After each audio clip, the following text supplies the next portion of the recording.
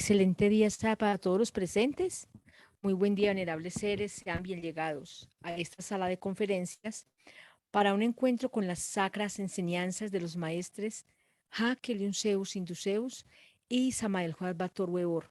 Hoy, en voz de nuestro estimado maestro Arcolanda. Para iniciar, le pedimos a una Eva presente que nos pueda ayudar con la oracel. Gratísimas.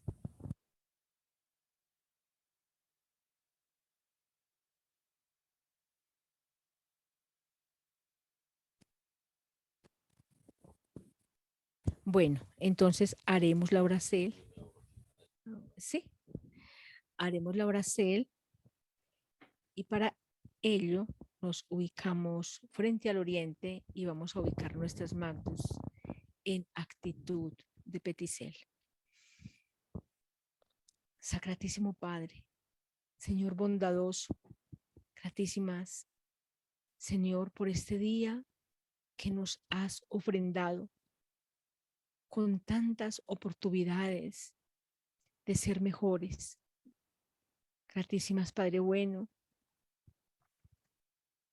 por el pan, el techo, el abrigo.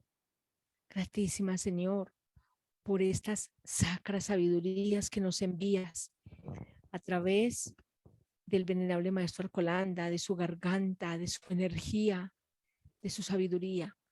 Gratísima, Señor, por todos y cada uno de los seres presentes en esta sala virtual, para que esta sacra sabiduría que en este hoy nos envías se pueda multiplicar y extender.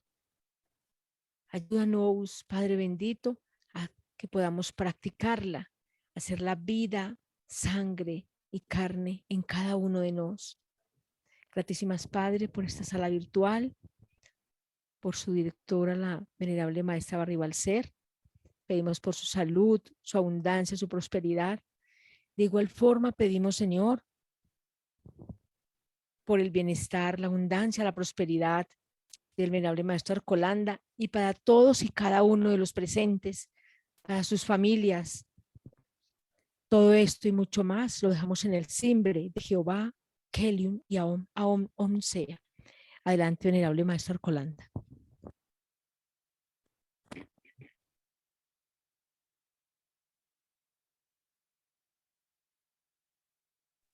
Buen día nuevamente, estimados hermanos, de esta sala de emisel doctrinaria del pueblo de Dios, la iglesia Odisea, la Odisea en estas épocas,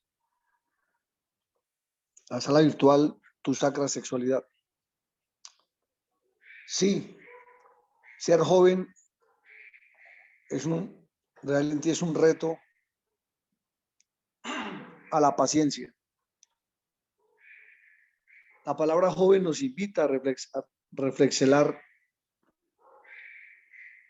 en eso, ver a Job o ver la paciencia, ver el esmero por ser menos imperfectos. La etapa más compleja de la vida de los seres humanos, de todos nosotros como seres humanos o humanos, es esa, la etapa de la juventud, donde se están moviendo muchísimas, pero muchísimas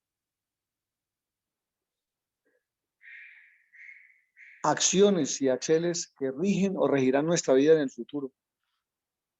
Estaba recordando hace unas horas, hablando con un joven que también pertenece a esta sagrada doctrina, sobre las diferentes actividades que uno de pelado, de joven, de muchacho, desarrolla y que está casi que absolutamente convencido de que lo está haciendo muy bien. Y hablamos del ajedrez,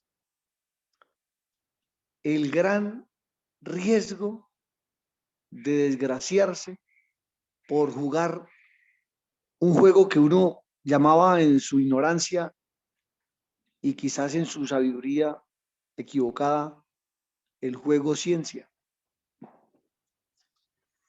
Pero estar dormido es muy terrible, muy, muy terrible, horrible, horrible. ¿Por qué?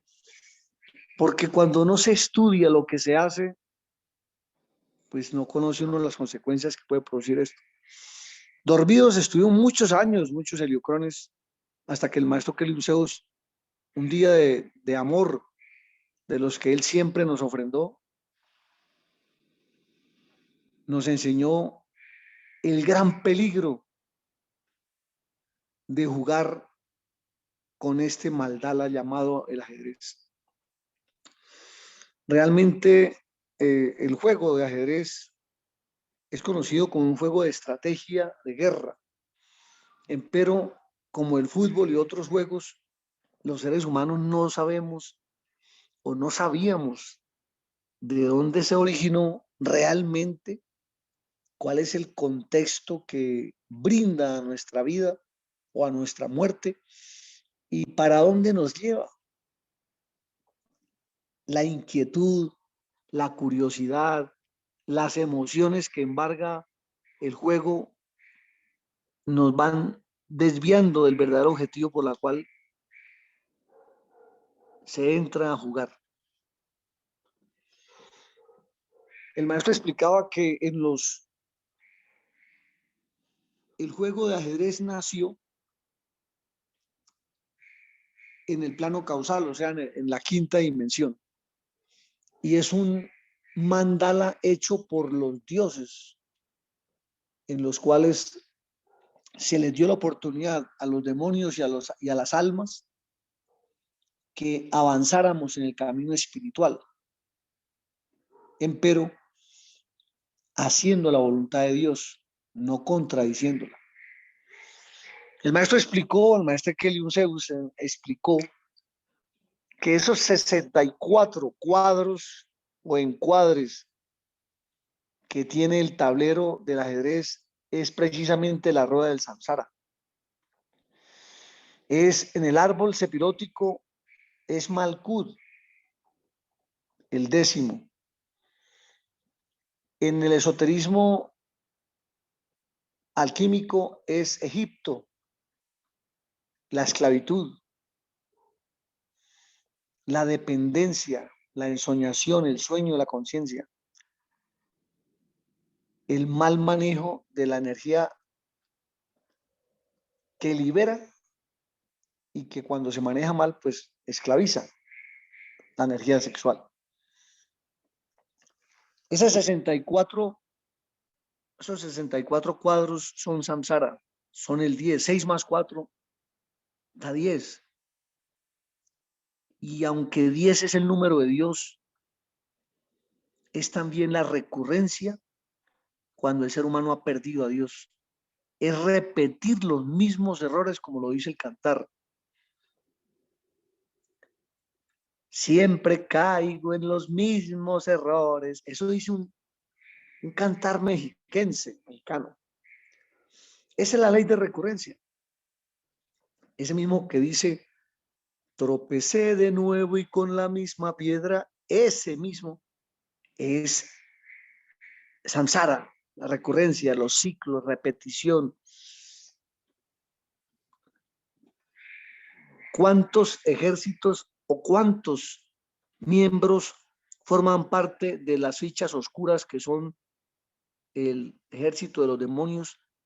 ¿Y cuántos forman parte de las fichas claras que son el ejército de los mahatmas, de las almas? Ese juego se creó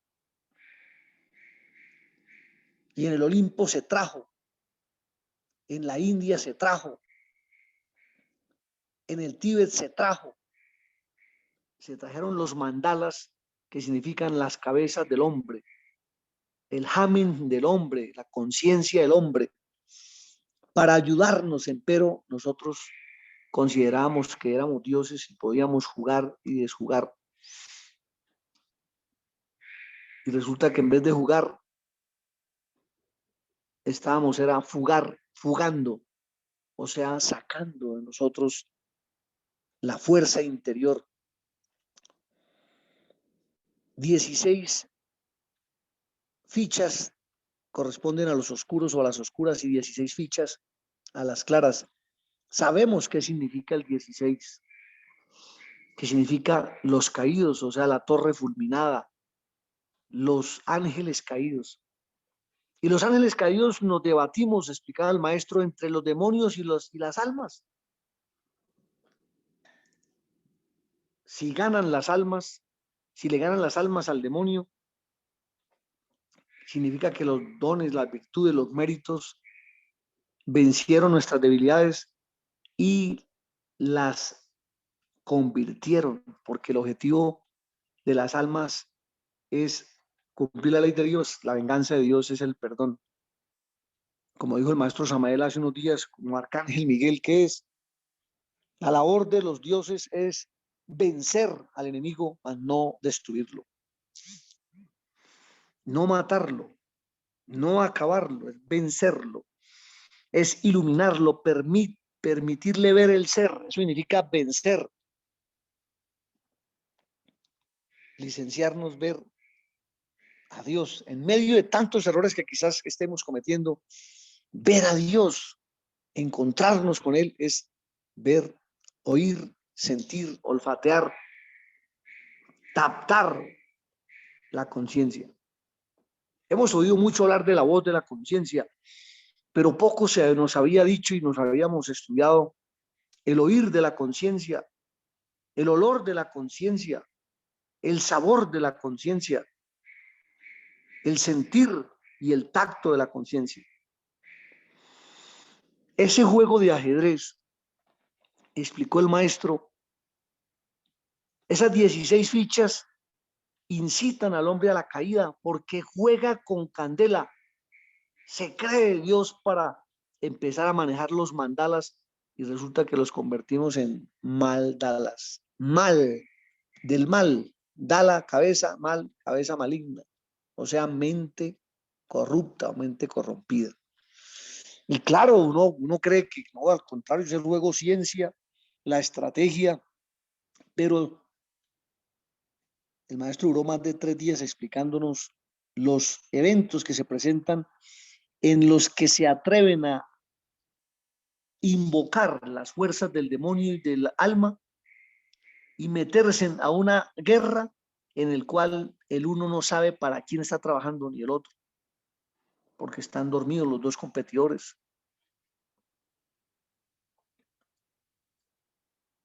Recuerden o recordemos cuál es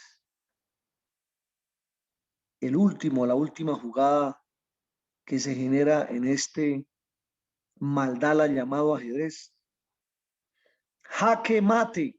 Óiganse bien, mire la programación que se nos estaba metiendo y nosotros creíamos que estábamos, era re bien, porque estábamos desarrollando ciencia. Sí, la ciencia del mal, claro. Jaque mate. Sabemos qué significa jaque, pero nadie, o qué, o Hakelion, o el íntimo de Dios.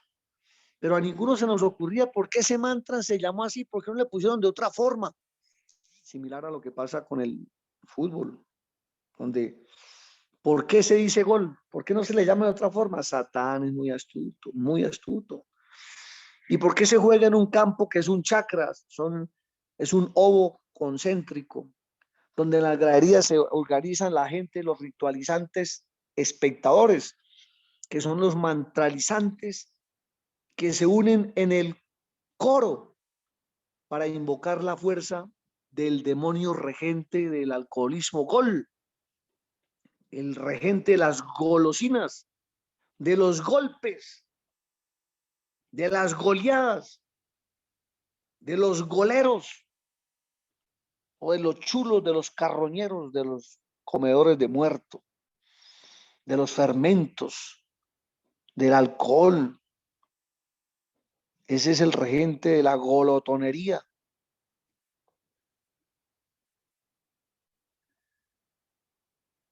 Es el gerente, el regente de las golifas o de los prostitutos y prostitutas de la esfera, de los que fermentan la energía seminal al perderla. El ajedrez, si su merced mira las dos torres, los dos alfiles, los dos caballos, el rey, la reina, los peones, dan un número de 16 y combaten contra otros 16, o sea, es un juego que programa la caída. Claro, los dioses pueden hacer que se levante el ser humano, porque cuando ellos manejan estos mandalas, ellos tratan moviéndonos como todo tiempo pasa, moviéndonos en fichas donde no matemos a nuestros enemigos, sino que los convirtamos.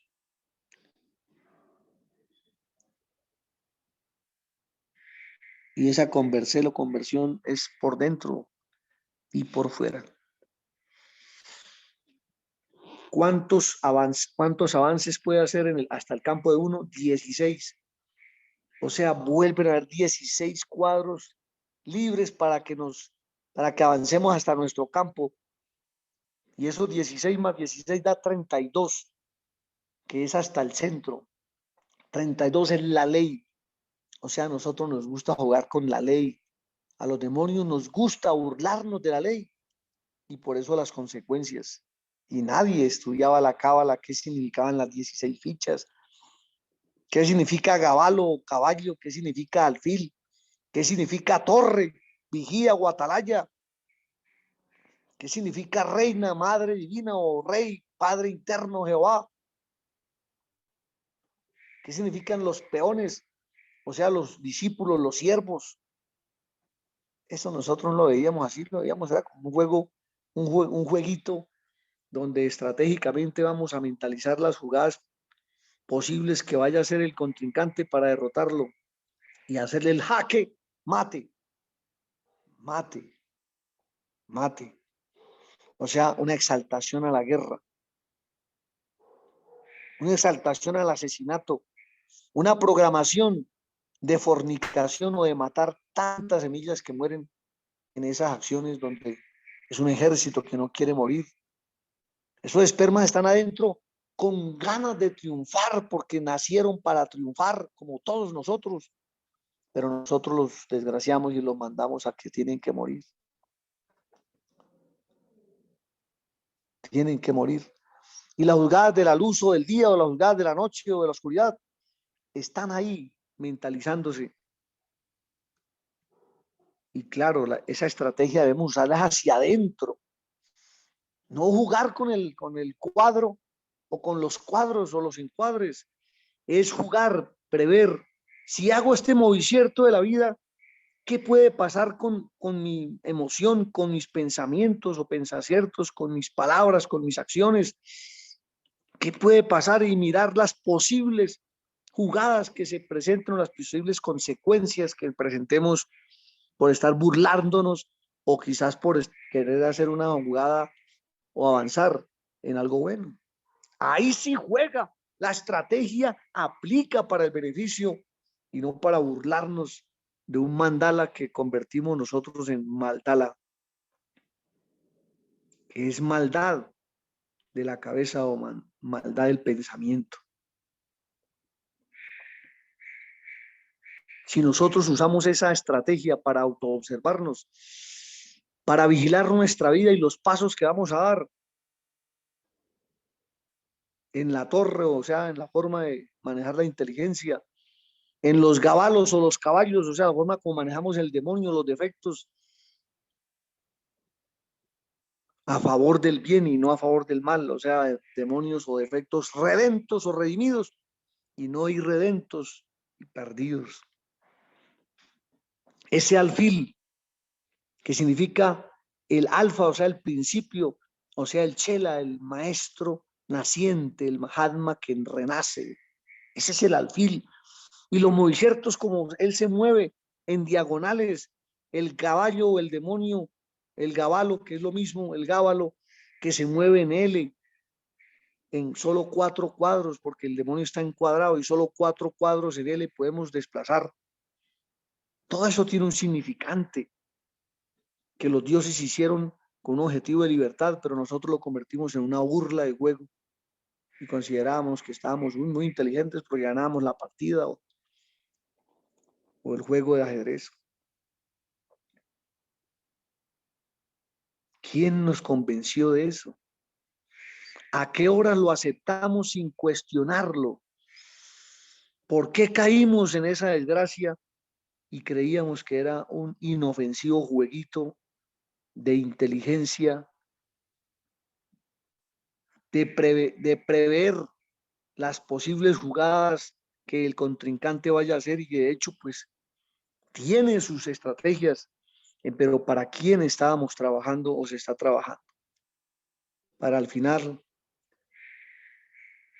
dejar iniciado el proceso o en tablas o congelado, encuadrado, petrificado el proceso o matar al padre en el jaque mate. ¿Quién nos enseñó esa programación y por qué no cuestionamos la maldad que estábamos programando? ¿Por qué nos faltó la observación? Hasta que el maestro llegó y nos reunió a todos y nos habló cómo nosotros los hijos de la oscuridad y las almas de este mundo jugamos con el fuego y terminamos quemados y creemos que estamos haciendo lo mejor y realmente estamos invocando lo que no sabemos, no sabíamos ni sabemos a veces. Cuando uno le pregunta a una persona por qué el que llama al balón, cuando entra al arco le llaman, invocan a gol, uno le dice, ¿por qué no dicen otra forma? No, que es que eso es la palabra. No, señores, hay un programa interno maligno que Satán establece para derrotar a las víctimas, a los esclavos que creíamos que estábamos en un deporte recreativo, en la socialización de los juegos. Nada sabíamos la cábala que se mueve ahí, por qué los está Dios o los está demonios, qué será donde, lo que hay allá. ¿Está Dios? ¿Sí está Dios? Sí, el Dios que está allá es el Dios caído llamado Algol, el Dios de los borrachos, el Dios de Goliat, de las goleadas, y lo invocábamos con toda la fuerza y el frenesí, la emoción, el pensamiento y la potencia de la palabra.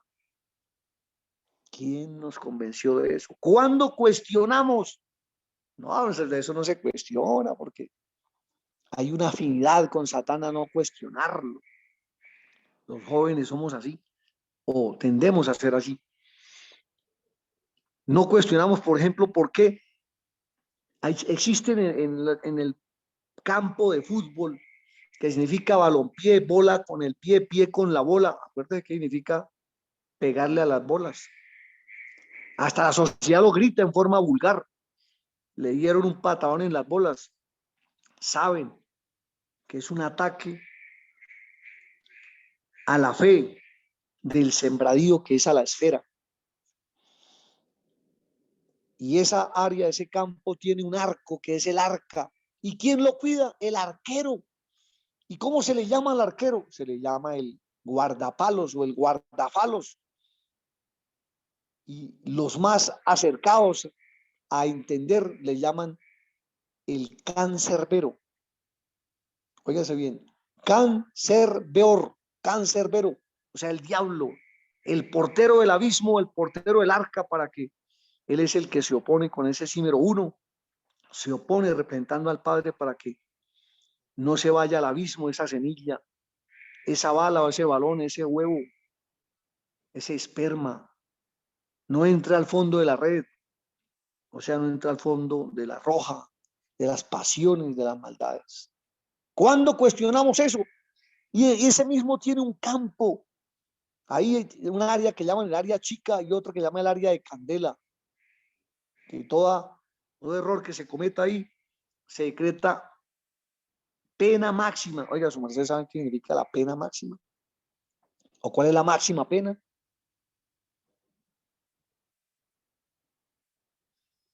Vamos a preguntarle al público, honorable maestra Bulmiji, qué significa pena máxima o la máxima pena en este mundo. Adelante.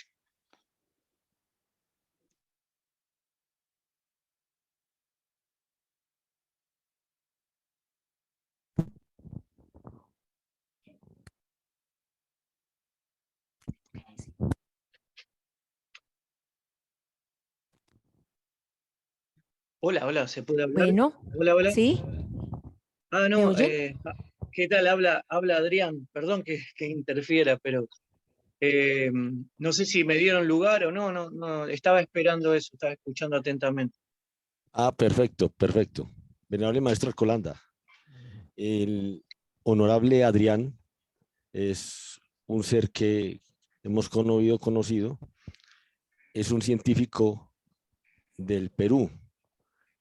Desde el Heliocrón 1774, él ha tenido contacto extraterrestre y tiene mucha información o formacel, pues, se dio pues en este momento y él ha querido dar pues muchos mensajes y pues en este cierto quisiéramos que nos pudiera contestar en este sentido y si el maestro Alcolanda lo considera más adelante, esto es algo extraordinario, que podamos tener una conversación con él. De todas formas, honorable Adrián, hay una pregunta que hacen y dicen cuál es la pena máxima que puede haber en esta tierra. Adelante. Perdón, no entendí la pregunta, disculpe que no se cortaba. Sí, lo que pasa es que en el fútbol hablan de la pena máxima. ¿Qué relación puede tener la pena máxima que representa el fútbol en la vida humana? ¿Cuál pudiera ser la pena máxima para una persona? Y yo creo que es también la desencarnación y no haber aprendido acá en la Tierra, porque nosotros, el planeta Tierra es una escuela de aprendizaje y venimos todos a aprender y a evolucionar. Entonces tenemos que tomar el camino de la evolución para poder trascender, porque el ser humano no muere, como dijo el Cristo, el ser humano es eterno y no lo aprendimos todavía, porque no aprendimos a vivir en amor, en respeto, en concordancia con la naturaleza, destruimos el planeta, jugamos a la guerra, nos creemos más que cualquier otro y no somos nada, somos menos que un granito de arena. Entonces, ese es para mí la pena máxima, no haber aprendido e irnos del planeta sin haber aprendido nada. Eso para mí es la pena máxima. Gratitud, honorable Adrián. ¿Nos puede dar un pasaje corto mientras podemos hacer una entrevista posterior en una conferencia que con el respeto de nuestro maestro Alcolanda pudiera hacerse? Vuestra merced fue llevado a otra esfera por algo que se llama la ruta del gusano, o usted nos había dicho sobre eso, ¿cierto? Ah, el viaje. Ah, sí, sí. Bueno, el viaje que yo hice fue convocado por unos seres azules. Yo estaba en mi habitación, eh, mi padre se moría, me dice que se iba a morir, que le quedaba muy poco tiempo de vida, porque tenía un cáncer terminal ramificado, columna, próstata, intestino, todo. Entonces yo me pongo a llorar, le empiezo a pedir al creador que realmente yo no hablaba con el creador, pero lo tenía dentro mío, lo sabía desde chico. Entonces le digo al creador, le digo, ¿por qué mi papá? Le digo, que ayuda a los geriátricos, que ayuda a los abuelos y ayuda a todo el mundo, tiene un alma buena. Digo, ¿por qué no me llevas a mí?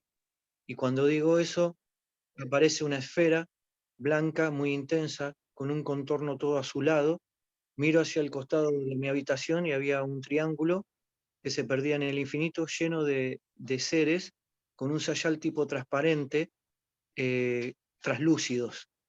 Y yo me quedé anodado y en ese momento mi cuerpo empezó a levitar en la cama 50 centímetros en el aire. Después la esfera viajó desde los pies a mi cabeza y ahí cuando llega a mi rostro me siento una paz impresionante y en ese momento es como que me introdujo en esa esfera y viajo y me encuentro viajando en un agujero de gusano. Hablaba una persona que es de acá de Argentina, que es Víctor Sueiro, y él decía que, bueno, el agujero de gusano, y bueno, yo estaba viajando en ese agujero de gusano, pasé por todo colores que tenía ese agujero de gusano, salí del otro lado y cuando me encontré en un espacio, y ahí flotaba, estaba flotando, me sentía libre. Entonces en ese momento mi cuerpo y todo mi ser empezó a viajar y empecé a pasar por planetas, y los iba viendo y ahí yo tuve, digamos, la fortuna de poder contarlos y conté 7 planetas y viajaba como una nave, con mi cuerpo físico, o sea, con mi cuerpo real de luz, ¿no? Y, y pasaba por esos 7 planetas y cuando llegué al 7.º planeta, un estallido de luz dorado, pasé esa puerta dimensional y del otro lado, y cuando paso de ese otro lado de la luz dorada, empiezan a ver todos planetas, pero ya más iridiscentes, un color totalmente brillante. Y yo los miraba y era totalmente algo que alucinaba, porque digo, no puede ser esto. Y entonces en ese momento que me pregunto lo que estaba viendo, empiezo a viajar a más velocidad y paso por todos esos planetas. De golpe bajo como cual paracaidista desciende y bajo en un pasto verde hermoso, un cielo azul eléctrico, miro hacia mis costados y en el pasto flotaban esferas blancas, muy blancas, y yo me encuentro en un camino de arena y digo, ¿qué hago acá? Y entonces empiezo a caminar, miraba para todos lados y no había nadie. Era como estar en un principio de algo, ¿no? En un planeta totalmente desolado. Entonces miraba para arriba mío y veía todo el cielo azul eléctrico. Y ese azul eléctrico que irradiaba desde la bóveda celeste, enorme, como rayos azules. Y miro hacia un costado y veo como una fuente de agua que tenía como unas cuencos totalmente cristalinos.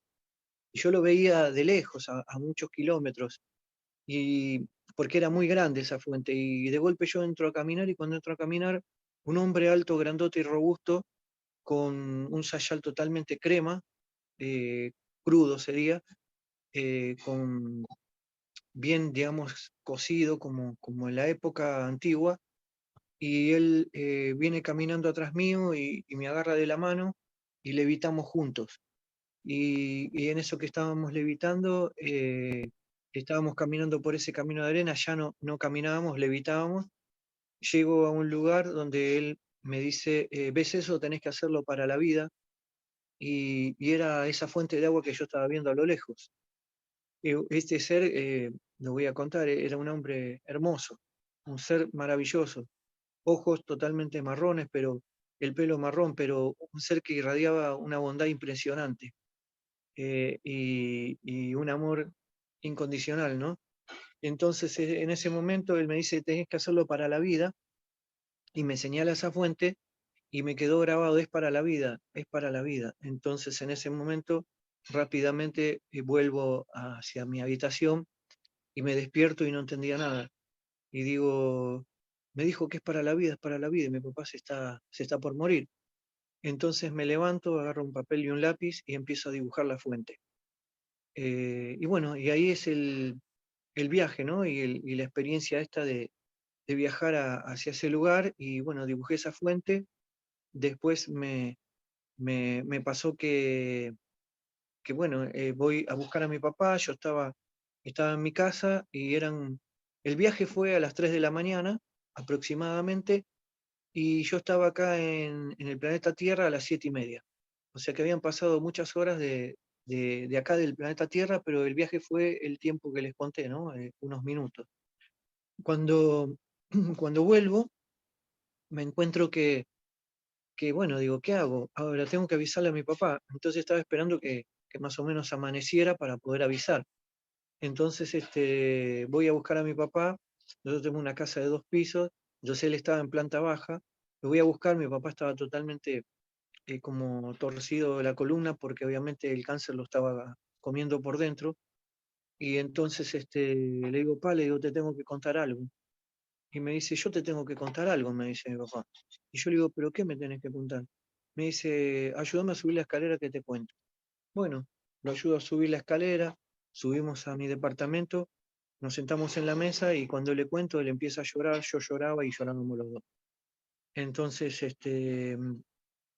después de eso, me dice, bueno, hijo, dice, ya que tuviste esa experiencia y te acordás todo, él recuerda que estuvo con un hombre alto, grandote y robusto, como yo lo describo, pero no, o sea, no recuerda su viaje, vamos a decir. Entonces él me dijo, bueno, hijo, dice, agarrá la plata que tenemos para comer y hace todo lo que tengas que hacer. Y bueno, todo comienza en un circuito que me dicen que 3 lunas y 3 soles y el agua se iba a convertir, que bueno, que el creador iba a convertir el agua.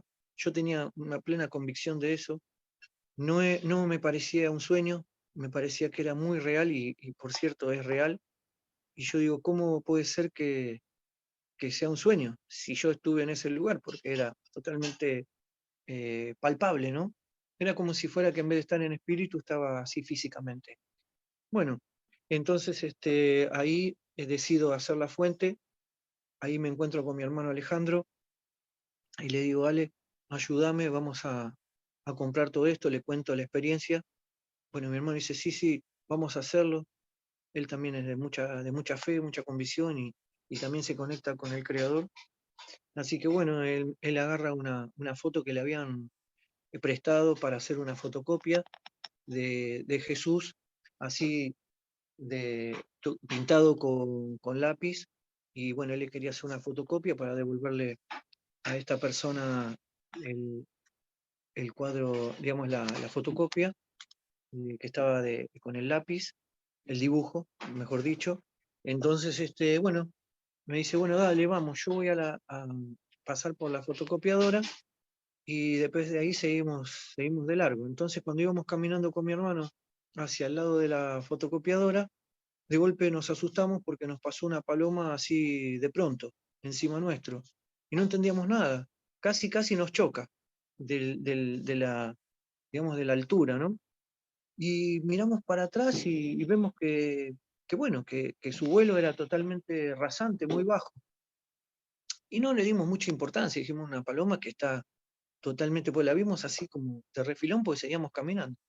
Así que seguimos caminando, llegamos a la casa de PVC donde venden artículos de plomería y esas cosas para hacer fontanería, vamos a decir. Entonces, bueno, le digo al hombre que yo lo conocía porque estábamos en construcción en casa, y entonces le digo, mira, le digo, ¿me podés dar una bomba de agua, unos caños? Y bueno, y todo, le pedí todos los elementos que necesitaba, y él me dice, yo le cuento este sueño, que no fue un sueño, pero lo cuento como un sueño, una anécdota, y entonces me dice, vos por un sueño vas a hacer todo esto, vos estás loco.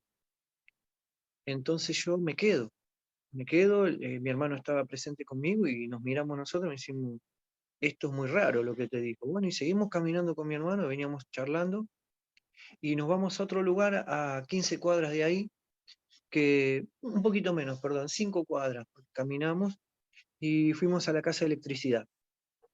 Me encuentro con el hombre también que conocía por el tema de la obra que estábamos haciendo en casa y que, bueno, se llamaba Raúl, hoy ya partió de este mundo, también tuvo evidencia de todo lo que hacemos nosotros.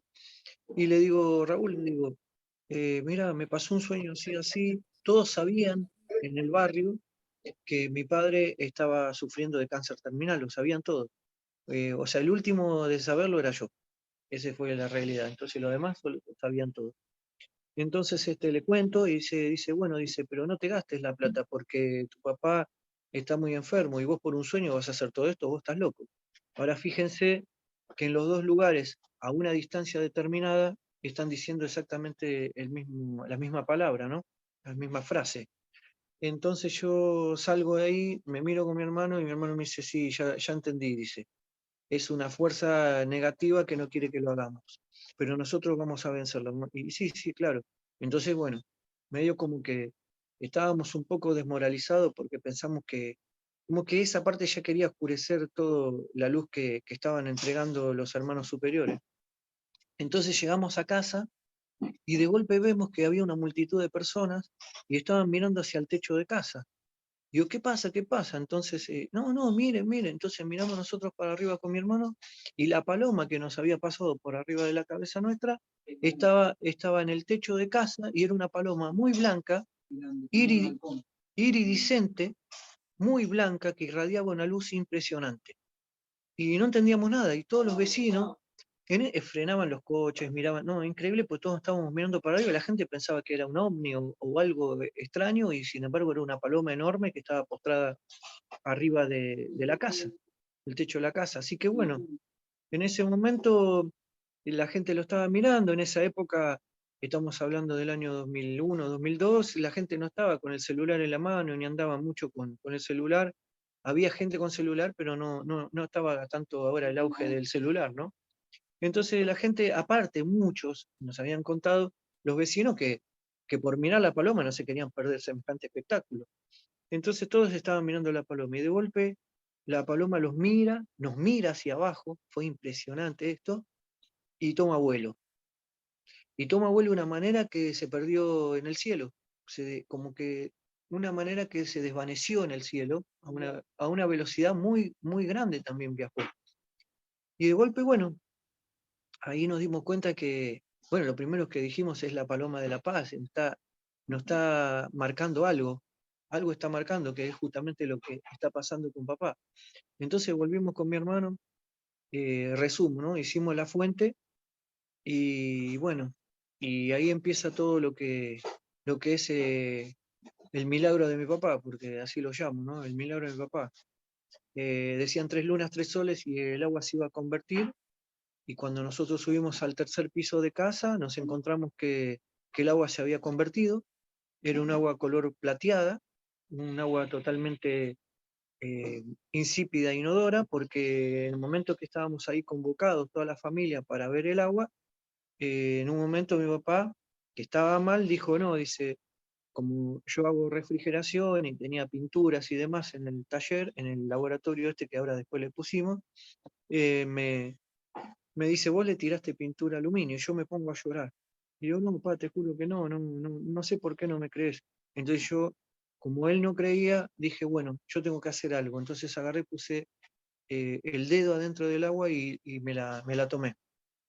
Entonces cuando la tomé, me preguntaron qué sentía. Mi tío, la mamá de mi hijo, estaba mi mamá, mi hermano, todos reunidos en ese día a las 12 de la noche. 3 días, 3 lunas, 3 soles constituido, terminaba a las 12 de la noche. Horario también que mi papá había nacido. Él nació a las 12 de la noche de un 18 de marzo.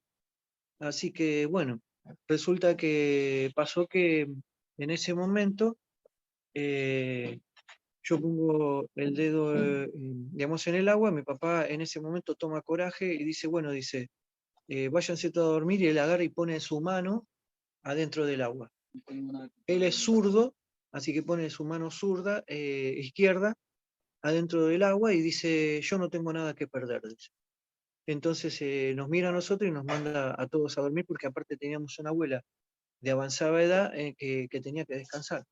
Estábamos todos muy eufóricos porque era una cosa totalmente revolucionaria. Entonces él pone la mano en el agua y dice, no tengo nada que perder. Yo me voy a dormir y le pregunto al creador, cuando me voy a dormir, digo, si antes me hablaste, le digo, ¿te puedo hacer una pregunta? Y, y esto es totalmente real. Y no me emociono porque quiero tomar fuerza, ¿no? Tengo que tomar fuerza. Me dice, sí, es real. O sea, como que él me estaba hablando con unas palabras hermosas, angelicales, más allá de ángeles, era mucho más elevado. Yo creo que era el mismo Dios que me estaba hablando, porque lo escuché. No es que yo lo sentía, lo escuché que me hablaba al oído, con unas palabras muy suaves y muy hermosas, y me dice, el hecho ha sido consumado. Y yo le pregunto otra vez, porque no entendía nada. Yo, de origen, digamos, católico por toda la familia, pero realmente no procesaba el catolicismo de ir a la iglesia y todo eso. No era abundante ir a la iglesia para mí porque lo sentía dentro mío. Y bueno, y entonces resulta que me dice, yo le pregunto, no entiendo, si me puede aclarar, y me dice que lo que tenía que haber sido ya había sido. O sea, que el hecho ya había sido. Cuando me dice esas palabras me quedo muy tranquilo y pude descansar con una paz impresionante esa noche. A todo esto después, a la mañana siguiente, tocan el timbre de mi casa, mi mamá desesperada diciendo, Adrián, Adrián, abrime la puerta, porque papá, papá, me dice. Digo, ¿qué pasa con papá? Dice, no, quiere que vayas a la fuente, o sea, al frasquito de aceituna. Es real, no era una fuente, era un frasco de aceituna totalmente humilde. Dice, sacá el agua y ponelo en una palangana que él quiere poner los pies. Dice que le dijeron que ponga los pies. Entonces yo enseguida fui a la fuente, eh, tomé una palangana, puse el agua y le puse los pies a mi papá. Entonces le puse los pies dentro de la palangana y él me dijo, bueno, déjenme acá, yo quiero estar solo. Él sentía eso, entonces nosotros nos fuimos y él estaba con los pies dentro del agua. En ese interín, en un momento la llamó mi mamá, que estaba muy cerca ahí de la cocina, y él estaba en el cuarto, y le pidió una frazada para taparse porque sentía mucho frío. Y después dentro de su cuerpo sentía como que él nos contaba que, bueno, yo después en ese momento siempre estaba atento a lo que estaba pasando. Y mamá me dice, te llama papá. Entonces voy de vuelta para la casa de ellos y me dice, ¿sabes lo que estoy sintiendo? Me dice, que me están reconstruyendo por dentro. Y lloraba tal cual yo con el video, que no lo podía contener. Entonces resulta que, digo, no, no, me dice, no, dice, me están reconstruyendo por dentro, dice, necesito más tiempo para estar solo. Bueno, entonces nos fuimos y lo dejamos horas ahí con los pies en el agua. Cuando volvimos ya sentimos que no era el mismo, pero nos preguntó y nos dijo que lo ayudáramos a acostarse. Así que bueno, lo ayudamos a acostarse, lo abrigamos bien, sentía mucho frío y lo dejamos tranquilo. Así estuvo prácticamente en la cama durante 3 días también. 3 días, siempre marcaron 3 días algo. Y hacía calor y él estaba todo abrigado, porque mi mamá dormía con él y no podía entender cómo él se abrigaba tanto, se tapaba tanto y ella estaba con un calor. Porque era pleno noviembre, ¿no? Creo que fue el 16 de noviembre, por ahí. No recuerdo bien la fecha, pero fue por ahí. De 16 de noviembre de 2001, ya entrando al 2002. Y bueno, y pasa que después él se levanta solo, va al baño, mete, o sea, abre la canilla y no entiende nada cómo abría la canilla, porque en realidad dice, ¿qué pasó? Entonces se mira en el espejo y dice eso porque no tuve fe. Entonces agarra y mira su mano y ve que la mano estaba totalmente rejuvenecida, donde había puesto la mano en el agua, ¿no es cierto? Medio como, perdón, pero como que me anticipé. Era primero, él estuvo en cama, después abrió la canilla y él dice, esto porque no tuve fe, y después recién aparece lo del tema del agua, perdón, ¿no? Porque estoy como un poco cansado de atender mucha gente, perdón, ¿eh? Entonces, resulta que en ese momento se mira en el espejo del alma y dice eso porque no tuve fe. Ahí sucede lo del tema que me llama y bueno, el tema de poner los pies en el agua ahí cierra el circuito de que bueno, después en ese momento empezamos a entender que mi papá estaba bien, así que después bueno, fuimos a ayudar a mi abuela también estuvo con las manitos en el agua, se reincorporó, y así, bueno, ayudó a mucha gente, después fuimos por la iglesia, por todos lados, porque decíamos esto es para la gente, para la vida. Entonces, en un momento, para experimentar nosotros, compramos una pileta de estas que son armadas y la cargamos de agua con 500 litros de agua. Y después en un momento nos metimos con mi papá dentro del agua y estábamos bárbaros, como que flotábamos en una nube, pero en un momento dado nos miramos y dijimos, está mal lo que estamos haciendo porque esto es para la gente. Y con 500 litros de agua podemos ayudar mucha, pero mucha gente. Entonces nos arrepentimos rápidamente y salimos de esa pileta y bueno, e hicimos todo lo correcto, lo que el padre mandaba. Y bueno, esa es la historia y después es mucho más largo, no sé si quieren hacer preguntas. Sí, sí. Gratitud, honorable Adrián. Gracias. Gracias. Agradecemos, ya hablaremos en la porcera interna o interna con el maestro Arjolanda para coordinar como esta merced todos los contactos que ha tenido, la información que viene a dar y la historia de los contactos que ha vivido. Vuestra merced es un científico que está ahorita en Argentina, ¿cierto? Bueno, después digamos, de esta experiencia, pasaron muchas cosas más, los hermanos del espacio nunca nos dejaron de asistir en todos los sentidos, es muy larga la historia, me gustaría que si le pueden pasar el video, porque realmente estoy muy, pero muy cansado, soy sincero. El video me llevó 1 hora y media, estaba preparándolo hace mucho tiempo con Mariano Sorensen, una gran persona, un ser de luz total, y que me dio la oportunidad de poder, bueno, comunicárselo a todos ustedes. Y la verdad que estoy en un momento, lo hice porque por amor, estoy con ustedes contando todo esto, pero realmente me siento muy, pero muy cansado, sinceramente. Muy Estoy, amable, honorable mm, Adrián. Estaremos mm, en contacto para seguir con la historia de vuestra merced mientras continuamos con la conferencia del venerable maestro Arcolanda. La venerable, le agradecemos muchísimas muchísimo. gracias muchísimas gracias por darme el espacio y la verdad muy agradecido de corazón. Y bueno, y la verdad que todo esto tiene que llegar a la humanidad y si uno puede poner un granito de arena y ustedes ayudar, bienvenido sea. Muchísimas gracias. Vuestra merced, muy amable. La venerable maestra Piedpigal dice que la pena máxima es la muerte. ¿Quién Ahí está, más? Pues ahí adelante, está. sí. Sí, bueno,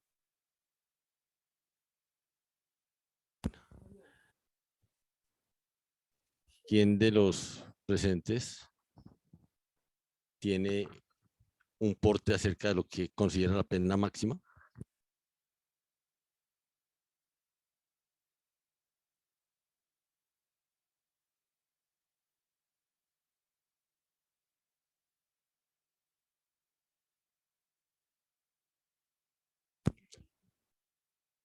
Venerable o honorable América, ¿puede abrir el fono y decirnos qué considera la pena máxima en la Tierra?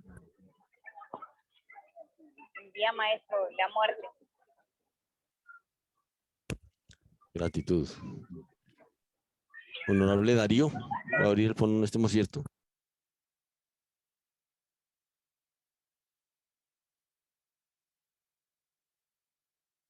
Bueno, va a intervenir la venerable Mahanodmi. Bueno, venerable maestro, para mí la pena máxima es no haber tenido la oportunidad de conocer esta doctrina salvadora. Gratísimas. Gratísimas a Dios, sí la tengo. Venerable Gudifkal, ¿puede abrir el fono y darnos su concepto?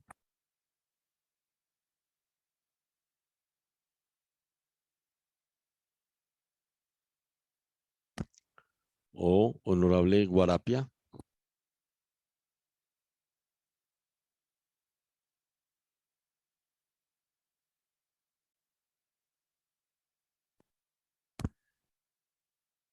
Honorable Milagros Cornejo, ¿puede abrir el fono y darnos una consideración o consideración?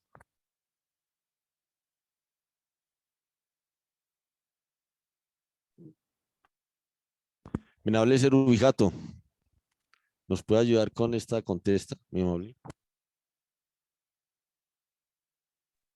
Buen día maestro, ¿me oye? Sí, maestra, fuerte y claro, adelante.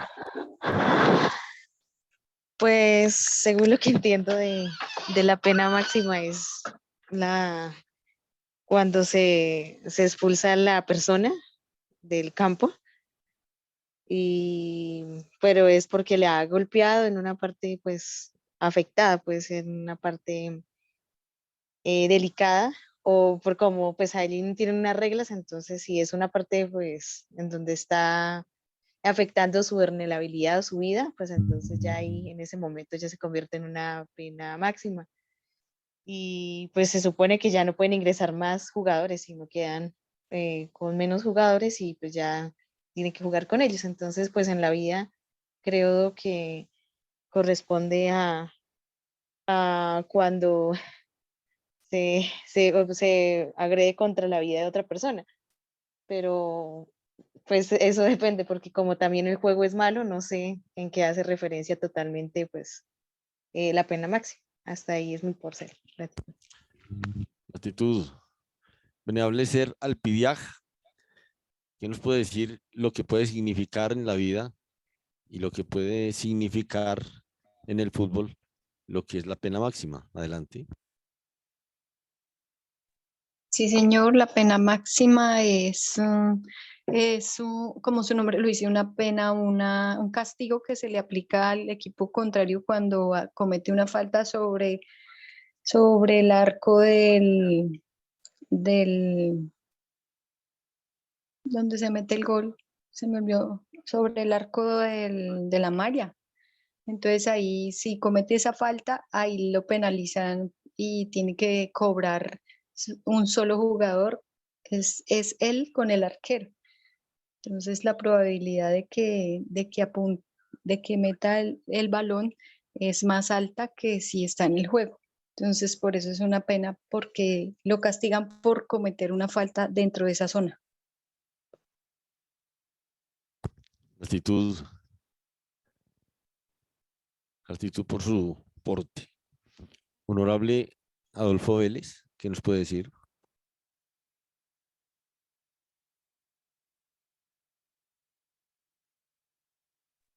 Maestro, me licencia, acabo de entrar. Sí, se está hablando de lo que es el fútbol y lo que es la pena máxima, ¿cómo la puede comparar? ¿Qué puede significar para usted una pena máxima en el fútbol en un juego que es de la bestia, que es infernal, y qué significa para la vida? Bueno, que lo poco que sé, bueno, del fútbol, pues puedo decir de que en esa parte 16,50 es una parte, digamos, intocable. Ahí un jugador que lleve el balón no puede ser tocado con un incluso brusco, no puede haber brusquedad porque lo catalogan como pena máxima. Eh, Quiere decir de que ahí ya, ahí ya es como si se fuese a jugar la vida, ¿sí? Es, lo veo así como si fuera entre la espada y la pared. Es la vida o la muerte. Así lo defino yo. Gratísima. Gratitud, honorable Alejandro. Honorable maestro Ah, Alcolanda, ahí están los conceptos de los seres. Adolfo. Adelante. Ah, Adolfo, sí. Adelante, Adolfo Vélez, sí. Honorable. Honorable maestro Alcolanda, adelante. Bien, gratísimas por todos los que han intervenido y efectivamente también pues tendremos que agradecerle al caballero que estuvo relatando su experiencia espiritual y ojalá en una oportunidad más propicia podamos oírle ampliamente su experiencia, su testicierto y también que puedan quizás abrir las inquietudes que tengan para esta clase de experiencias. A todos los seres que contestaron sobre lo que significa la pena máxima en el fútbol, el significado directo, sí, todos contestaron la verdad, pero existe un significado que se llama el significado subconsciente y estos juegos fueron diseñados para entrar al subconsciente humano, solo que nosotros los veíamos como simplemente juegos de distracción o de recreación inclusive.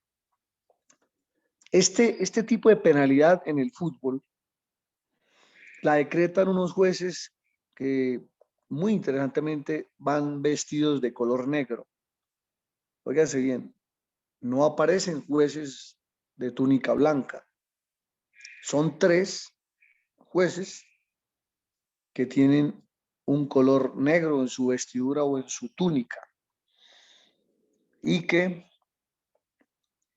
decretan cuando se comete una infracción dentro de la zona de candela, como así la han llamado, zona de juego, la 16,50, decreta una penalidad que consiste en que la bola, que se convierte en una bala o en un balón, que es lo mismo, la ubican a 12 pasos de la línea que divide el afuera y el adentro del arca o del arco. 12 pasos. Su mercedes saben muy bien, y ellos, los que diseñaron ese juego, saben muy bien qué significa los 12 pasos, qué significan las 12 posadas, qué significan los 12 apóstoles, qué significan las 12 horas de Apolonio, qué significan los 12 trabajos de Hércules o de Heracles, qué significan los 12 signos zodiacales, qué significan las 12 sales, las 12 cales, qué significan los 12 apóstoles, qué significan. La ubican a 12 pasos y generalmente ubican un experto en, como le dicen ellos, en metrallar, un cañonero o un goleador que haga todo, utilice todas las habilidades, porque esa semilla o ese balón, que es la mezcla del negro con el blanco, el bien con el mal, o sea, la experiencia del alma humana, vaya al fondo del abismo, o sea, al fondo de la red. Y solo hay algo que se puede interponer en esa penalidad, y ese alguien ha sido llamado el arquero. Pero quiero que sus mercedes entiendan qué significaba el aqueronte, el barquero del río y de Narco, el que lleva las almas de un extremo al otro cuando desencarnan, y el que permite que las almas no ingresen al abismo o al fondo del abismo, o sea, no desencarnen o no mueran inconscientes, o sea, fracasados espiritualmente. Le llaman al arquero el guardafalos o el guardapalos, le llaman el cancerbero, que es el mismo Bator o el mismo diablo que hablan las diferentes teogonías, que es el que puede oponerse a que un alma se vaya al abismo, y está regido, numerado por el código número 1, que representa al Padre, al Maestro interno, al Señor Jehová, al absoluto. Este juego es un fuego, o sea, una forma de encender en el subconsciente humano, explicaban los maestros, toda la estrategia del ego para derrotar las almas en el camino de la vida, en el juego de la vida. Y cuando el balón entra al fondo de la red, se invoca a las legiones más peligrosas que vilcosean el cosmos y que fermentan o que enseñan a dormir la conciencia a las criaturas, y utilizan diferentes estrategias, entre ellas el ajedrez, el fútbol, el básquetbol y otras, que nosotros creíamos que eran acciones simples, que no tenían que ver algo con la evolución. Mucho tienen que ver, pero tenía que venir un despierto, seres de otros mundos donde la luz rige para sacarnos de la oscuridad. Obviamente se requiere no solo la conciencia, también la fuerza de la voluntad para asumir el reto de cuestionarnos por qué sí o por qué no. Resulta que la mayoría de los que jugamos fútbol en el pasado y que jugamos ajedrez también o tan mal, los maestros nos reconvinieron, nos llamaron la atención, nos despertaron en la forma sucia como se juega con la mentalidad de las almas dormidas de la tierra, en la cual nosotros fabricamos genética belicosa de guerra, destrucción. Y como el maestro nos explicó, estos juegos los jóvenes los asumimos como retos infantiles y juveniles, donde la competencia se convierte simplemente en un ganar o perder. Así de sencillo. Pero más allá de ganar o perder, quedan programaciones psíquicas y mentales, emocionales, que siguen caminando, vulnerando el despertar, la salud física y la salud vital, la salud emocional, la salud mental, la salud volitiva. Esto debilita la fuerza de voluntad de un ser humano y nosotros no sabíamos. Y por eso vinieron los maestros a despertarnos, no para hacernos la guerra y contradecir las emociones y los placeres que el mundo teníamos en forma equivocada, es para sacarnos del sufrimiento, del dolor en que cae la gente cuando no sabe para quién está trabajando. Esa esfera, los que conocemos algo, hemos estudiado algo de esoterismo, hemos estudiado los maestros de la luz. El maestro Samael hablaba que el discípulo, cuando domina su materia o su cuerpo físico, debe empezar por la castidad. Cristificar el cuerpo físico es que no se vuelva a perder ni una sola gota de energía, o sea, no se vuelva a perder el agua de la vida en ninguna forma. Pero la máxima forma, la más tridimensional, es el derrame del semen. Y en eso se conoce quiénes están direccionados a buscar a Dios y quiénes son enemigos de la conciencia. En que la mayoría de las personas que niegan que el semen sea la expresión físico-química más grande de Dios sobre los hombres. De ahí nace el alma, de ahí nace la mente, de ahí nace todo. En el semen está la base de la vida en todos sus aspectos. Cuando una persona se opone a respetar la vida del semen, que es la energía de creación o la energía creadora, esa persona está mostrando directamente que está en contra del creador. Y claro, nosotros creíamos al contrario, que era un placer tan delicioso, tan rico, tan especial, todo el mundo lo hace, entonces es bueno. Y como otros dicen, es que esa es la función del sexo natural. Precisamente aquí en este planeta, la reproducción, fíjense bien, la reproducción nace del cruce de dos semillas. Empero, ¿cuántas semillas dieron su fruto y cuántas semillas murieron en ese proceso? O sea, hay un desperdicio exagerado en la cual para fecundar una semilla llamada óvulo se sacrifican o no se sacrifican, se asesinan, asumiendo que son 300 millones de espermas, que es el promedio de espermas que salen en una eyaculación en una persona adulta con un nivel de fertilidad mediana, o lo que el mundo llama normal. Si fueron 300 millones y uno solo fecundó, la pregunta es, ¿qué sucede o qué sucedió con los otros 299.999.999 semillas? ¿Qué pasó? Las asesinamos, las desencarnamos, les quitamos la opción de cumplir con la labor por las cuales fueron hechas, que es dar vida, no solo hacia afuera, hacia adentro en la vitalidad del ser humano, como lo estamos sintiendo los que tuvimos la ayuda de recibir los secretos extraterrestres de cómo se reproducen en los cielos los seres de luz, sin perder semillas, o sea, mutando, aprovechando el fuego para dar vida al cuerpo vital, a las emociones crísticas, a la mente Cristo, a la voluntad Cristo, a la palabra Cristo, a la conciencia Cristo, al espíritu, a la espiritualidad Cristo. Esos secretos están siendo entregados en la actualidad por los comandantes supremos de los contactos extraterrestres del cosmos, y que todos los que han tenido contactos directos saben quiénes son los dos comandantes altargados o encargados de los ejércitos de la luz en el cosmos, y el cual uno de ellos se llama el arcángel Miguel.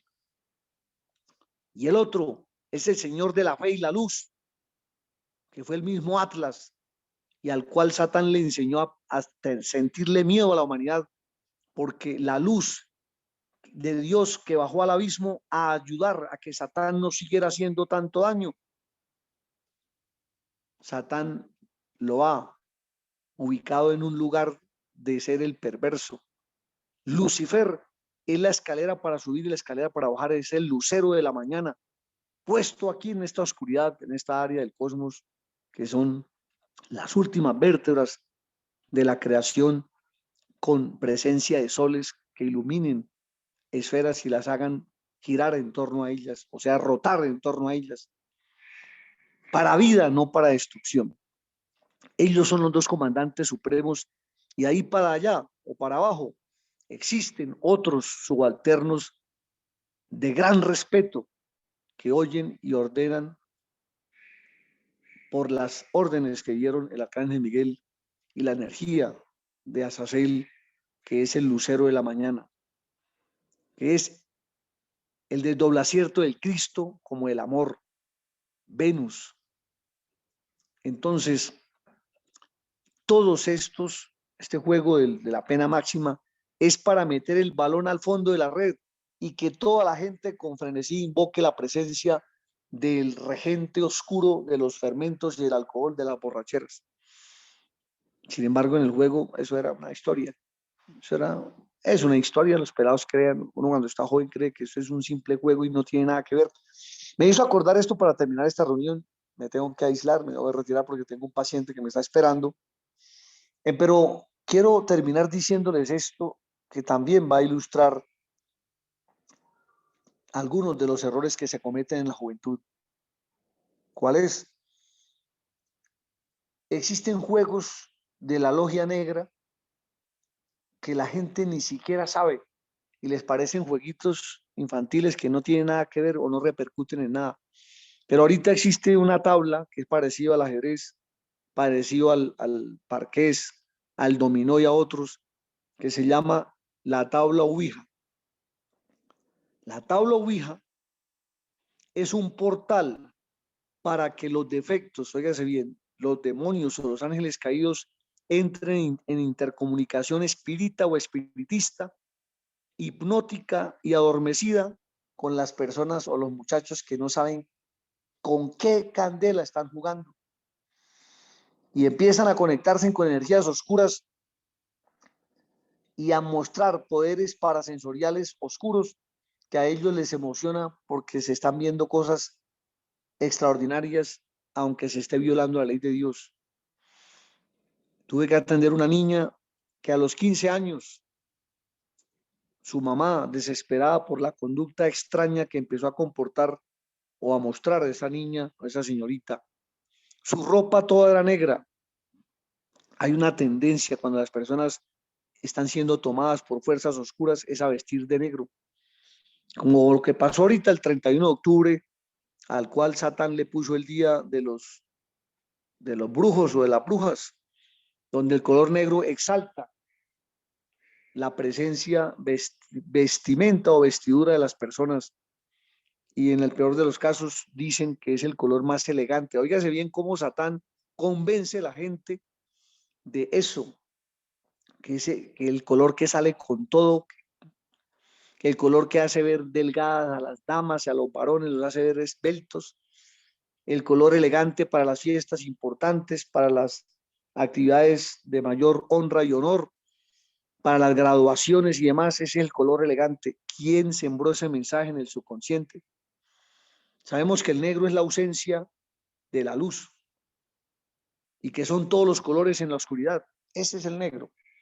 O sea, todas las energías solares en la presencia de la oscuridad. Esta muchachita vestía todo de negro, se pintaba las uñas de negro, el labial que usaba era negro, tenía una pestañina o una pestañina que utilizaba en sus pestañas y unas líneas que demarcaban sus cejas negro. Le pregunté que por qué le gustaba o por qué usaba tanto el negro y dijo que le había empezado a gustar. Ella no sabía que estaba siendo esclava de una entidad, de unas entidades oscuras, y resulta que ella empezó a presentar convulsiones, o sea, empezó a presentar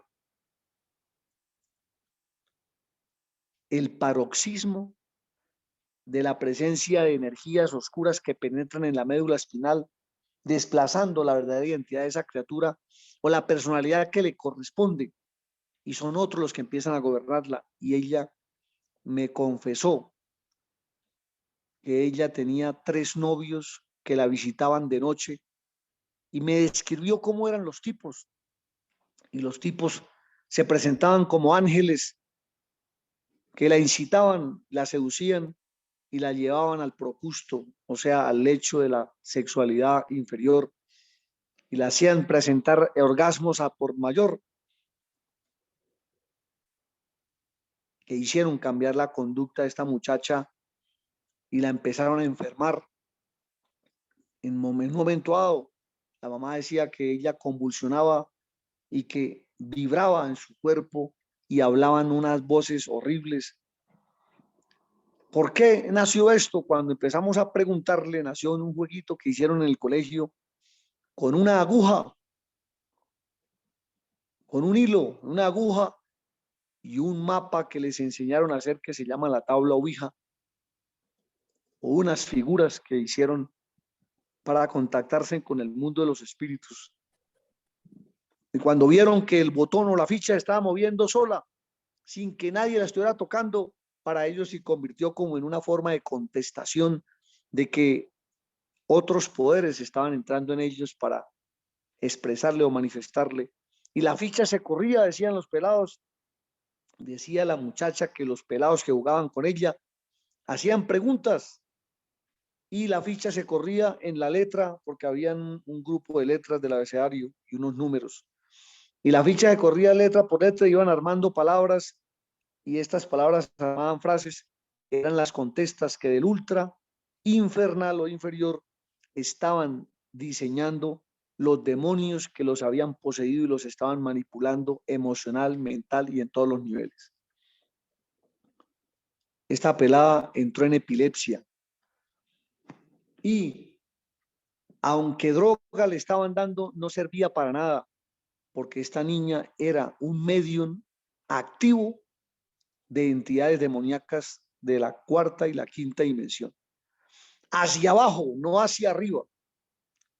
Y les manejan la voluntad, les manejan el pensamiento y ellos creen que es un simple juego emocional porque se están presentando fenómenos paranormales o sobrenaturales.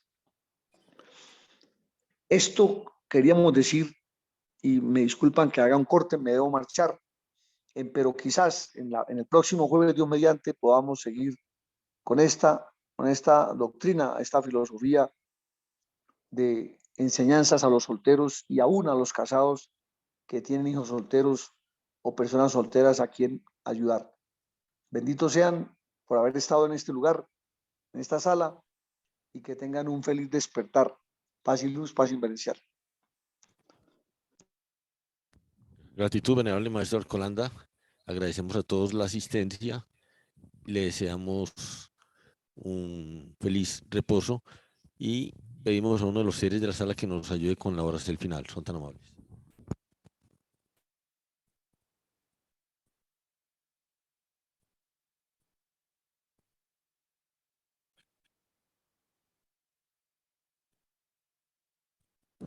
Bueno, o una Eva que nos pueda ayudar con la oración.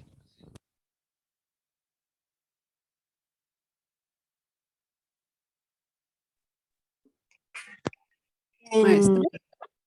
Adelante, venerable. Gratísimo.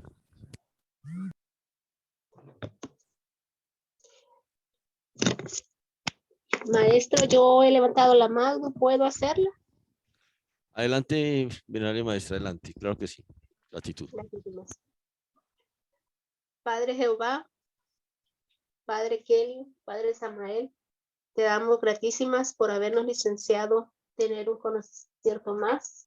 Te damos gratísimas por tenernos en este camino, por no abandonarnos, por siempre ayudarnos. Gratísimas, Padres, por siempre guiarnos, no dejarnos sin la guía menester para cada día tratar de ser mejores, tratar de siempre hacer vuestra voluntad. Te suplico puedas bendecir a todos los presentes en este chat, que puedas bendecir inmensamente al maestro Arcolanda y a toda su familia, que sean inmensamente bendecidos los maestros y su familia. Esto te lo suplicamos en el sacro simbre del gran Kabir Crestus, Aum Sea. Aum sea. Gratitud a todos y tengan buen día lunar reposen despertando gratitud.